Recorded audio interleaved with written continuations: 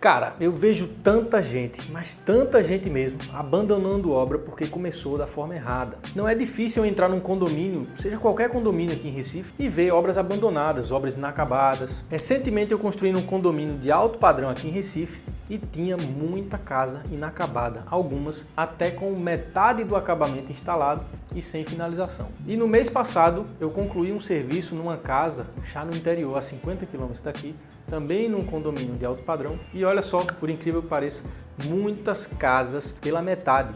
Tinha casa que tinha só fundação, tinha casa que tinha mais parede, tinha casa que já tinha reboco, não tinha porta. E aí eu fico pensando, cara, por que será que tanta gente começa a construção e decide desistir no meio do caminho? E é por causa disso que eu decidi gravar esse vídeo, onde eu vou tentar te ajudar a não cometer o erro que todas essas pessoas cometeram ao contratar a execução das suas casas. E aí, quer saber por que todas essas pessoas tiveram problemas durante a execução da obra? Fica comigo até o final desse vídeo que eu vou te ajudar com mais essa.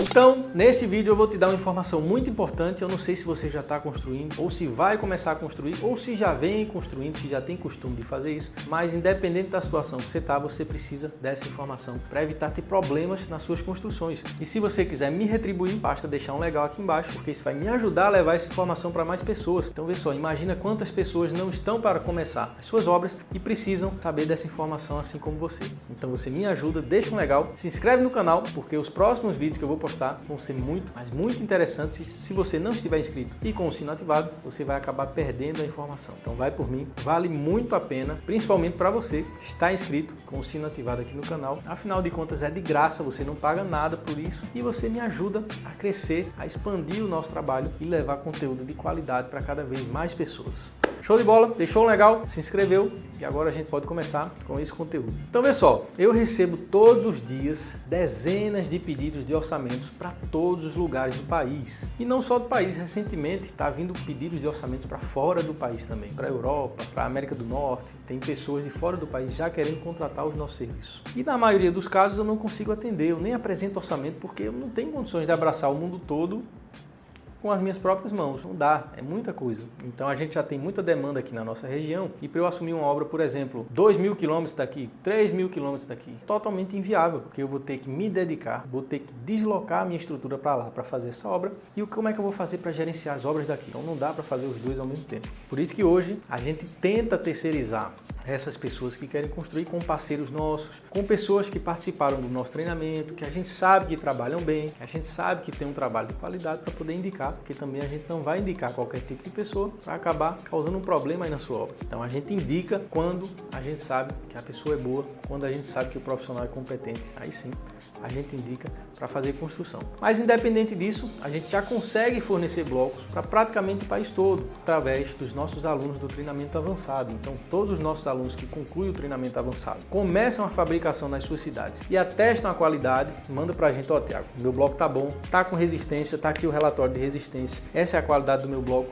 esse é o meu padrão de produto. Então quando a gente atesta a qualidade e vê que é um bloco realmente de alto nível como o nosso aqui em Recife, a gente indica esses alunos que a gente vende também blocos desses alunos para todos os lugares do país. Então hoje é muito fácil para a gente atender várias cidades, mesmo que distantes, aqui na nossa sede, para a venda de blocos, canaletas e os produtos que a gente fabrica. Agora, para executar a obra, para ter uma equipe lá fazendo a obra, colocando a mão na massa, meu pedreiro, meu ajudante, a minha equipe preparada para fazer construção celular, aí é mais complicado. Mas beleza, continuando na sequência, por que eu estou falando isso? Porque todas essas pessoas que me pedem orçamento, que eu apresento orçamento, algumas lógico, elas acham caro. Por que acham caro? Porque quando vem os vídeos que a gente divulga, economizando 20% lá numa determinada casa, 30% nas vigas que eu tirei madeira, 40%, 50% numa determinada fundação, o cara já visualiza, ele imagina, certo? Isso não foi dito em nenhum lugar do vídeo, mas ele imagina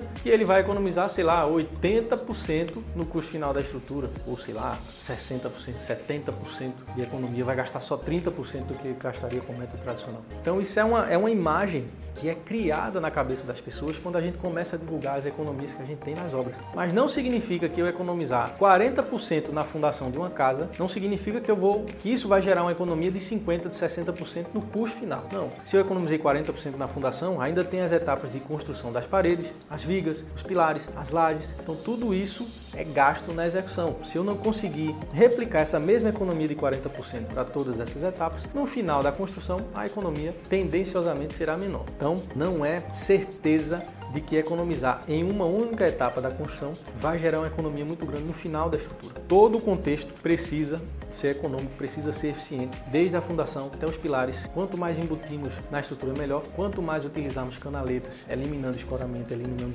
madeira, é melhor. E assim a gente consegue o máximo de economia na estrutura. E aí o que acontece? As pessoas não têm orçamento, geralmente não têm orçamento no método tradicional, vem até nós pedir o nosso orçamento e quando recebe o valor, acha estranho, porque a gente divulgou que num determinado vídeo a gente economizou 40% na fundação e ele queria economizar 40% na obra dele, mas não é bem assim que funciona. A maioria dos orçamentos, dos pedidos de orçamento que a gente recebe são para obras distantes, então quanto mais distante a obra, por exemplo, uma obra a 100 km da minha sede, ela é muito mais cara de se executar do que uma obra a 10 km da minha sede, porque com 10 km de distância da minha base, o transporte dos meus funcionários vai ser mais barato, talvez eu não precise de alojamento, refeições teoricamente seria mais barato, o frete dos blocos que onera muito também será mais barato, uma obra de 100 km, tudo vai ser mais caro. Assim como uma obra de 200 km de distância, 300 km de distância, vai ser muito mais caro. Então tudo isso é levado em consideração na elaboração do orçamento e na contabilização de todos os custos daquela obra. Show de bola? Entendeu até aqui? Beleza. Agora, qual o grande problema que eu vejo para todas essas pessoas que começam a obra e não conseguem concluir? Basicamente, 95% dessas pessoas que começam e acabam parando no meio é uma má contratação da equipe, ou seja, uma má contratação da empresa. E simplesmente preço, quando a gente fala de preço, de custo, de contrato, valor de contrato para a execução daquilo, quando o valor é mal apresentado, é mal orçado, é certeza ter problema durante a construção. Por que eu estou dizendo isso? Porque eu mesmo já passei por isso. Eu mesmo, no início, quando eu tinha pouca experiência, eu apresentei orçamento mal elaborado. Eu não tinha dados, eu não tinha experiência fazendo aquele tipo de obra que eu me propus a executar. E aí eu cobrei um valor bem menor do que o necessário para executar. E aí o que aconteceu? Quando chegou no final da estrutura, todo o recurso tinha acabado. Eu não tinha mais de onde tirar esse dinheiro. E aí eu tive que renegociar com o cliente para poder continuar a obra dele e poder entregar a estrutura. Mesmo sem ter lucro nenhum, mas só pagando os custos para a gente conseguir fazer, porque a gente sabe que é muito dinheiro envolvido num tipo de projeto como esse, num tipo de construção como esse. E geralmente o construtor, se for uma grande empresa, tudo bem, mas um construtor de pequeno porte ou até um empreiteiro com uma estrutura menor, ele não tem condições de bancar caso ele apresente um orçamento errado.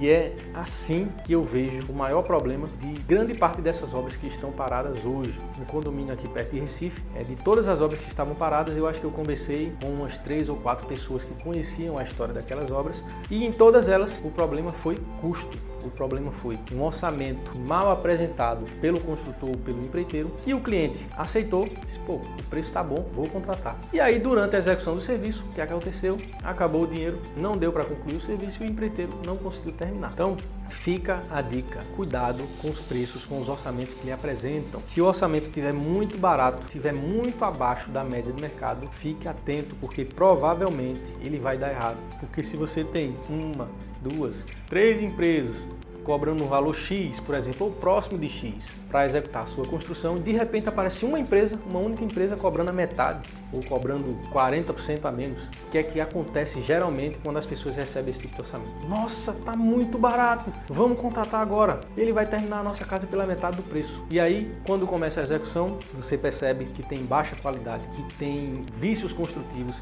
que tem pouca experiência e principalmente na metade do projeto acaba o recurso, acaba o dinheiro, o construtor não consegue terminar e você investiu o dinheiro sem conseguir concluir o que foi proposto. Beleza? Então fique atento, muito cuidado com os orçamentos, muito cuidado com a contratação. Eu sei que é difícil, é muito difícil hoje a gente acertar uma boa empresa para construir, mas o que você pode fazer é buscar referências, buscar indicações, empresas que já tiveram sucesso em outras obras, se os clientes dessas obras estão satisfeitos, se gostaram, se não gostaram, se a obra foi entregue dentro do orçamento e dentro do prazo. Eu acho que isso é o mínimo mínimo que você tem que fazer antes de decidir qual construtor, qual empreiteiro vai contratar para a sua obra. E principalmente fique muito atento a preço. Se você focar única e exclusivamente no preço baixo, a chance de ter problemas é muito alta. Pode ser que você encontre um construtor de alto nível, muito eficiente, que consiga fazer a sua obra com um preço muito, mas muito abaixo da média de mercado. Mas isso é uma raridade de acontecer. É isso que a gente vem tentando aplicar